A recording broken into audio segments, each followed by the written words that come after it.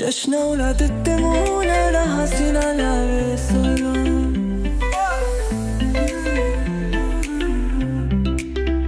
حسین داره خوشی و قسمه هر دل می چراغم هر لب به بیانه جهانه بفاکی صورت گکی حسین که آمد سه قسمت چمکی زهرا وقت که گلشن کا یه نور ہے علی دو که دل کا سرور ہے نکی کی دعا کا یه نام ہے حسین تو خود دن کا پیغام ہے یزیدی تو جو مچا گئے انسانی تو جو بچا گئے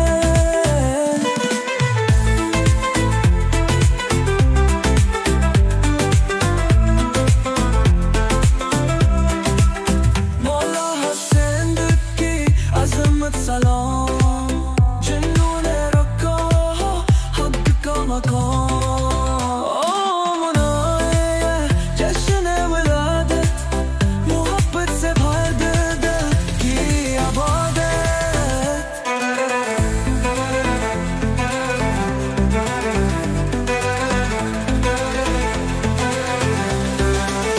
یزیدی تو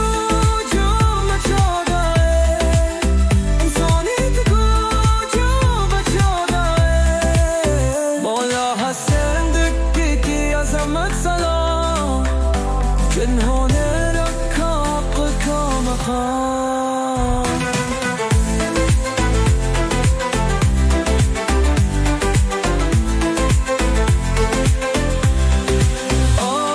منائے جشن ولادت محبت سے بھر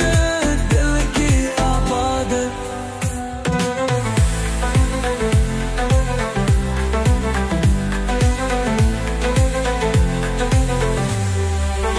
یزیدی تو جو اٹھا گئے انسانی تو جو بچا گئے یزیدی تو جو اٹھا گئے انسانی تو جو بچا گئے مولا حسین